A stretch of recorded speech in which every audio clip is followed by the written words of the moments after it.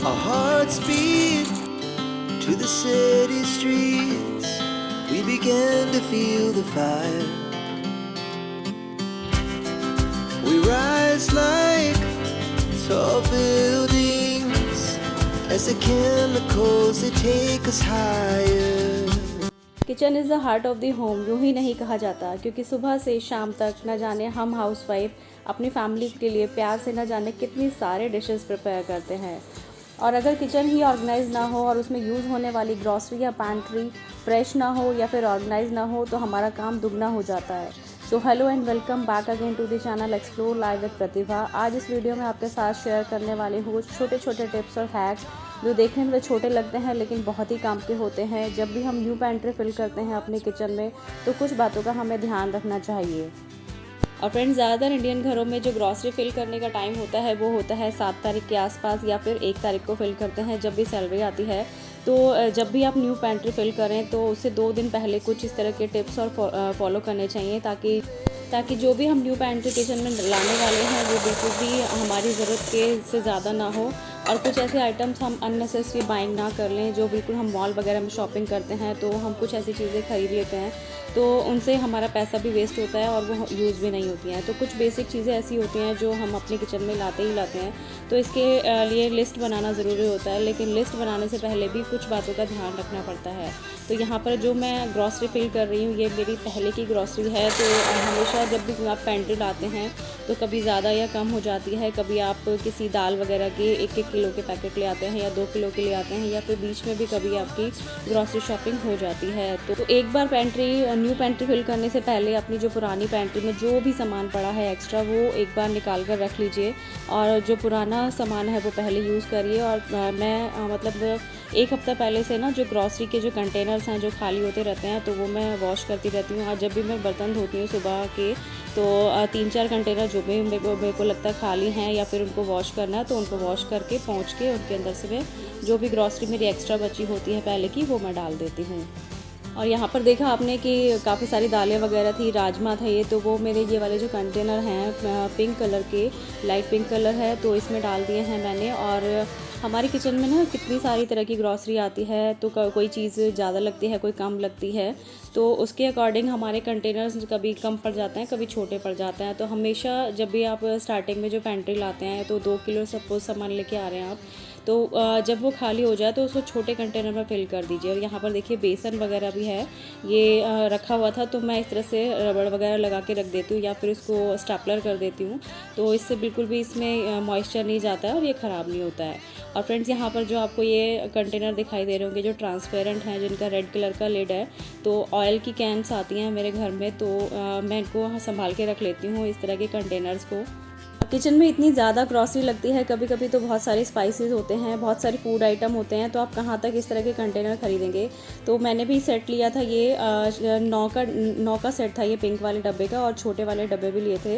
लेकिन फिर भी ग्रॉसरी फिल करने के लिए मुझे कंटेनर्स की नीड पड़ती है, तो इस तरह मैं जुगाड़बाजी करती रहती हूँ।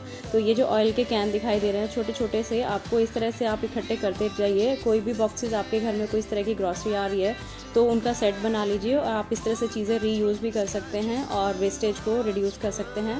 साथ में आपके काफ़ी सारे पैसे भी बच सकते हैं। अगर आप हमेशा नए नए कंटेनर परचेज़ करते रहेंगे तो उसमें आपके काफ़ी सारे पैसे ख़राब होते हैं।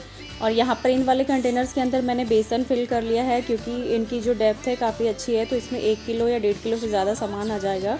तो सारा बेसन मैंने एक जगह कर लिया है जो पहले का बचा हुआ था और नया पैकेट था इससे। और ये ट्रांसपेरेंट होने की वजह से मुझे ज़्यादा चीज़ें अच्छी लगती हैं। हालांकि जो दूसरे वाले बॉक्सेस हैं वो ट्रांसपेरेंट नहीं है तो उनको लेबल करना बहुत ज़्यादा ज़रूरी हो जाता है। जब भी हमें चीज़ें यूज़ करनी होती हैं तो हमें अगर उन पर लेबल नहीं होगा तो हमें उन्हें खोल कर देखना पड़ेगा, इसलिए उनको लेबल करना पड़ता है।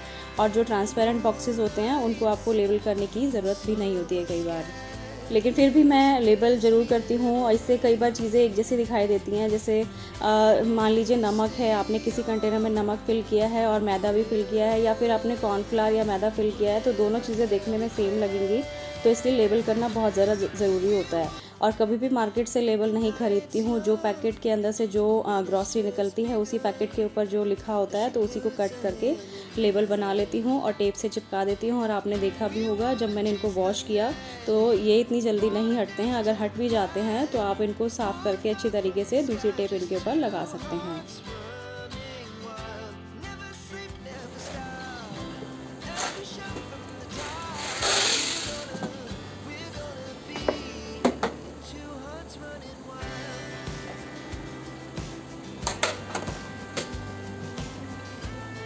फ्रेंड्स, अब मैं अपनी वीडियोस में हमेशा पैसे बचाने के टिप फॉलो करती हूँ, तो कभी कभी ऐसे कमेंट आते हैं कि ये चीज़ें देखने में अच्छी नहीं लगती हैं।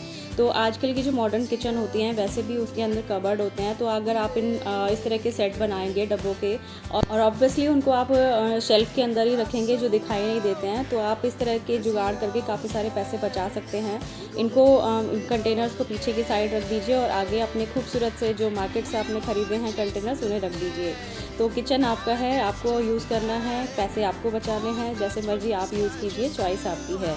और यहाँ पर चिप्स रखे थे, होली पर आए थे तो ये काफ़ी बचे हुए थे। कभी कभी कोई चीज़ें ना ऐसे पॉलीथीन में बंधी हुई रखी रहती हैं या फिर इस तरह के डब्बों में रखी होती हैं जो हमें दिखाई नहीं देती हैं। तो आप इस तरह के बॉक्सेस में कंटेनर्स में रखेंगे जो विजिबल होगी।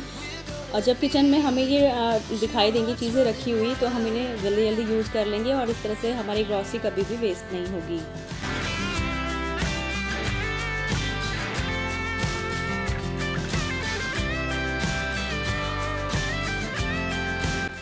और फ्रेंड्स, किचन के जो एक कैबिनेट है सामने वाले, अभी इन 2 कैबिनेट की ही मैंने सफाई करी है। तो ज़्यादा गंदे नहीं थे, तो जो चीज़ें मुझे लगता है कि अच्छे से क्लीन करनी है उनको निकाल के साफ़ कर लेती हूँ। अदरवाइज़ कपड़े से पोंछ देती हूँ। और जो किचन के लाइनर थे वो भी साफ़ थे। अगर इस टाइम पर आपको लगता है कि आपके जो किचन के लाइनर हैं तो वो गंदे हैं तो आप उन्हें भी चेंज कर सकते हैं या फिर आप उन्हें धोकर दोबारा बिछा सकते हैं।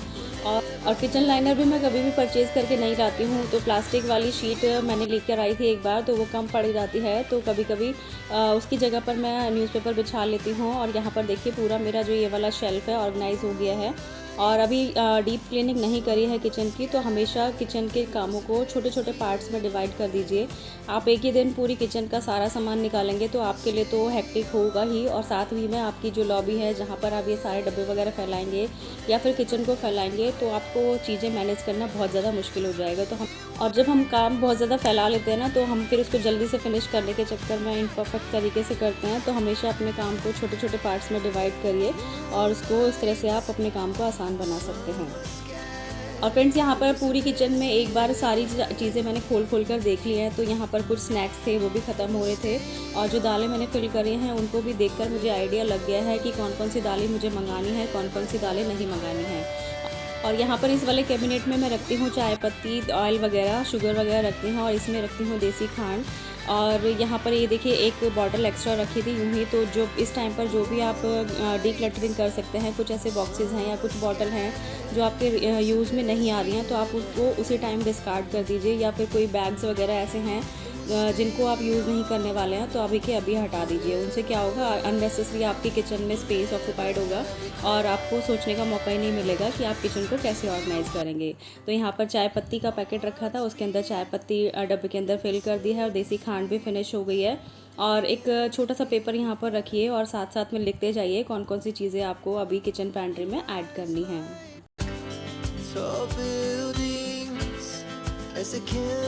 और फ्रेंड्स, यहाँ पर देखिए नमक का एक पैकेट है, इसके ऊपर मैंने एक ख़राब रबर बैंड था उसको बांध के रख दिया था। तो इस तरह से ख़राब चीज़ों को आप रीयूज़ कर सकते हैं। बालों को बांधने के लिए तो ये जो रबर बैंड था ये काम नहीं कर रहा था, लेकिन इस पैकेट को अच्छे से क्लोज़ करने के लिए इसने बहुत बढ़िया काम किया।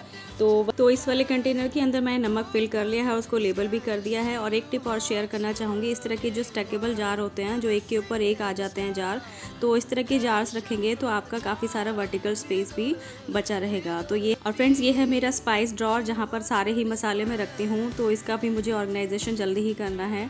कुछ सामान मैंने अभी ऑर्डर किया हुआ है और कुछ मुझे लेकर भी आना है और रीयूज़ करना है कुछ चीज़ों को। तो वो सब चीज़ें जब मैनेज हो जाएंगी तो मैं आपके साथ पूरा किचन ऑर्गेनाइजेशन का वीडियो आपके साथ शेयर करूँगी। तो चलिए बना लेते हैं लिस्ट। और जो आप मेन्यू प्लान करते हैं तो वाला पेपर अपने पास रखिए, या फिर आपने जो पहले लिस्ट बनाई थी ग्रॉसरी की या फिर पैंट्री की, उसको देखकर आप जो न्यू पैंट्री की लिस्ट बना सकते हैं और इससे आपका काम काम आसान भी हो जाएगा। पहले से लिस्ट बनाकर जब आप ग्रॉसरी शॉपिंग करने जाएंगे तो आपकी अननेसेसरी बाइंग भी नहीं होगी। इससे आपके काफ़ी सारा समय भी बचेगा और पैसे भी बचेंगे। आई होप फ्रेंड्स ये वीडियो आपके लिए हेल्पफुल रहा होगा, तो प्लीज़ वीडियो को लाइक कीजिएगा और आपसे जल्दी ही मिलूंगी इस तरह की यूज़फुल वीडियो के साथ। Till then be happy, stay tuned and bye bye.